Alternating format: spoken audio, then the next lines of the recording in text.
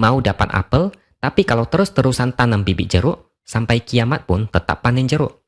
Albert Einstein bilang melakukan hal yang sama berulang-ulang, tapi ngarepin hasil yang berbeda adalah sebuah kegilaan. Kalau Kaisang benar-benar mau bertarung di Pilkada Depok, berarti Depok mungkin masih ada harapan. Tinggal gimana warga menyikapi ini, dan apakah sudah siap dengan perubahan atau masih nyaman dengan kondisi saat ini. Tapi yang jelas, PKS wajib hati-hati. Atau mungkin mereka lagi berdoa, semoga Kaisang nyalon aja di Solo, nggak usah di Depok.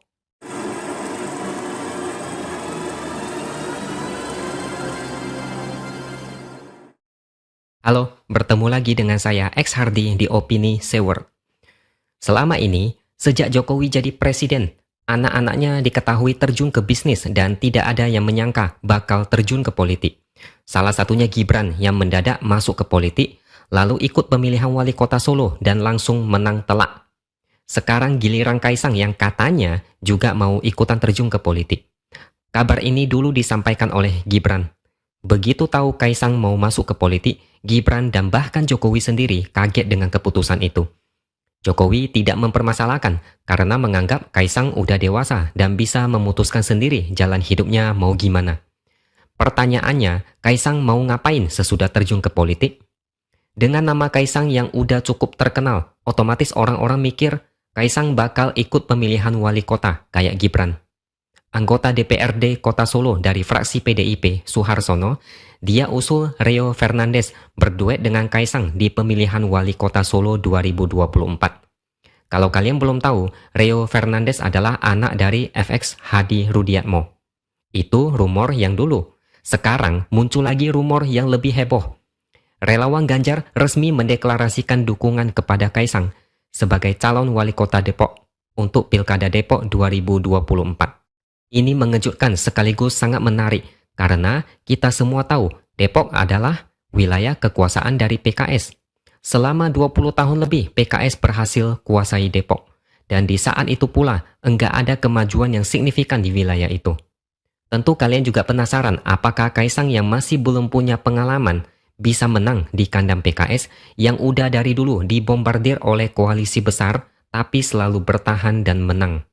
Sebagai pemanasan, ada satu survei tentang pendapat warga soal Kaisang yang dimajukan di Pilkada Depok 2024. Lembaga Studi Visi Nusantara atau LS Vinus Kota Depok merilis hasil survei itu, di mana hasilnya menunjukkan 45% warga setuju Kaisang jadi wali kota Depok dan 43% lainnya tidak setuju. Sedangkan yang tidak tahu ada 12%. Artinya, setengah dari masyarakat kota Depok setuju Kaisang menjadi wali kota Depok. Kaisang ikut Pilkada Depok kalau menurut saya ini bagus tapi sangat beresiko. Di satu sisi, Depok sejak dikuasai PKS tidak banyak kemajuan. Makanya Depok butuh satu sosok yang bisa merubah kondisi itu. Selama Depok masih dikuasai PKS, selama itu pula Depok bakal begini-begini aja. Di sisi lain, Kaisang bakal mendapat perlawanan sengit. Dia ibarat terjun ke politik tapi langsung dikasih ujian berat.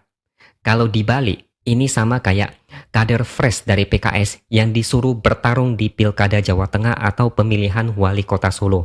Pasti bakal dilibas oleh PDIP dengan telak. Tapi dengan survei tersebut, apalagi nama Kaisang yang cukup populer serta anak presiden, saya rasa PKS sedang panas dingin. PKS tidak akan tinggal diam.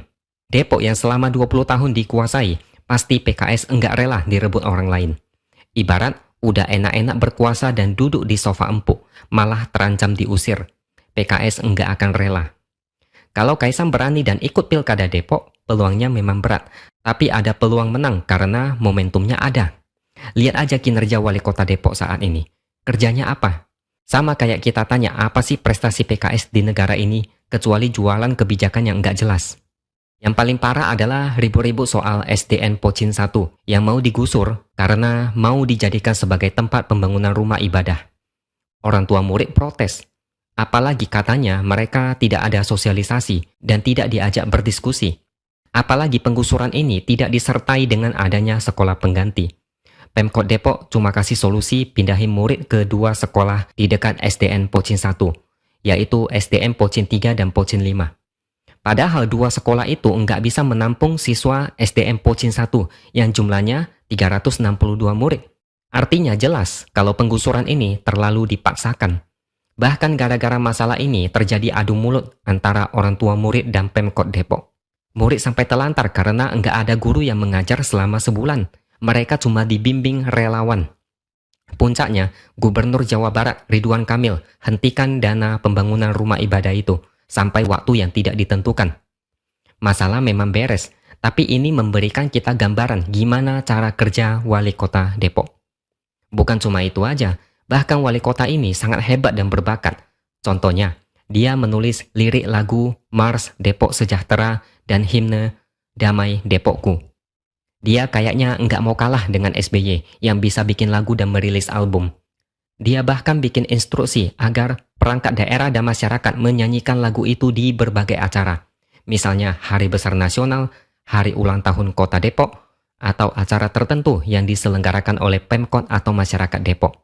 Mungkin Depok sudah terlalu sempurna dan lebih maju dari Singapura, sehingga wali kotanya nggak ada yang bisa dikerjakan, lalu bikin lirik lagu. Kalau begitu seharusnya dia lebih baik mundur dari jabatan wali kota dan jadi penyanyi aja atau jadi produser. Atau mungkin bisa berduet dengan SBY dan kolaborasi bikin album baru. Siapa tahu bisa tembus peringkat 100 besar tangga lagu Billboard. Jauh sebelum itu ada lagi hal yang lucu. Di perempatan lampu merah diputar lagu bertema tertib lalu lintas yang katanya untuk menghibur warga. Padahal warga bisa cari lagu sendiri yang sesuai selera di YouTube atau Spotify. Ngapain putar di lampu merah? Macet tetap macet, panas tetap panas, hujan tetap hujan. Dengerin lagu hasilnya sama aja. Padahal di saat yang sama, warga banyak yang mengeluh soal buruknya infrastruktur di kota dan segudang masalah lainnya. Ketimbang bikin lagu, warga lebih senang kalau kemacetan bisa teratasi, infrastruktur bagus, jalanan mulus, dan lain-lain. Tapi ya begitulah PKS. Ketika ditanya Depok dipimpin siapa dan dari partai mana, orang-orang udah maklum kalau misalnya dari PKS. Udah enggak heran. Yang dikerjakan adalah hal-hal yang enggak penting. Selalu ada lelucon kalau bikin kebijakan. Bahkan ada yang bilang belum ada wali kota Depok yang benar-benar berprestasi dan membuat terobosan-terobosan yang cerdas untuk mengatasi masalah di Depok. Apalagi kalau harap ke PKS, entah sampai kapan baru terkabul harapannya. Ada lagi yang lucu. Baliho ucapan terima kasih dari warga Depok.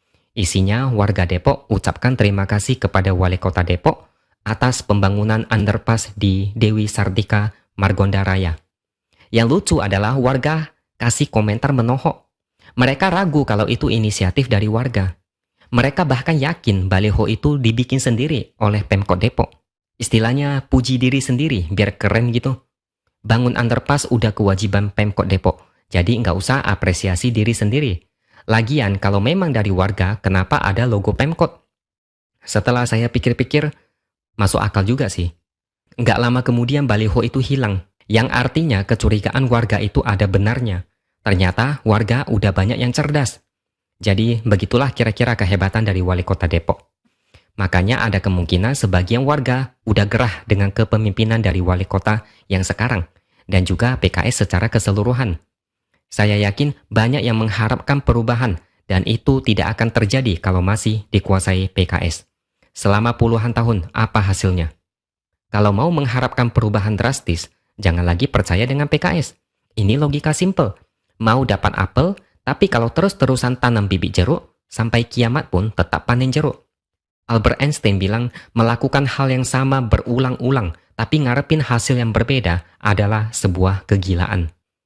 Kalau Kaisang benar-benar mau bertarung di Pilkada Depok, berarti Depok mungkin masih ada harapan. Tinggal gimana warga menyikapi ini, dan apakah sudah siap dengan perubahan atau masih nyaman dengan kondisi saat ini. Tapi yang jelas, PKS wajib hati-hati. Atau mungkin mereka lagi berdoa, semoga Kaisang nyalon aja di Solo, nggak usah di Depok. Oke, sekian dulu opini dari saya. Subscribe channel ini supaya makin berkembang dan tuliskan komentar Anda. Terima kasih sudah menonton dan sampai jumpa lagi di video berikutnya.